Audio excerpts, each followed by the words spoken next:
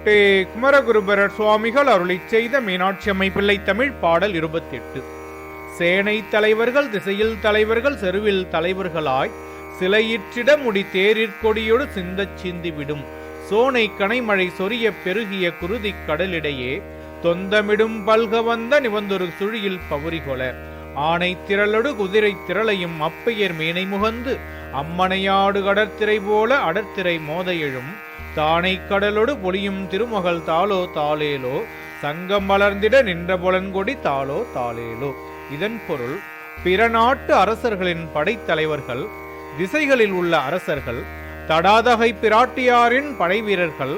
ஆகிய இவர்களால் மகுடங்களும் தேரில் உள்ள கொடிகளும் சிதறுமாறு சிதறடிக்கும் வில்லிலிருந்து இடைவிடாமல் சொரியும் அம்பு மழையினால் பெருகியுள்ள இரத்தக் கடலில் கூத்தாடுகின்ற பல தலையில்லாத பிணங்கள்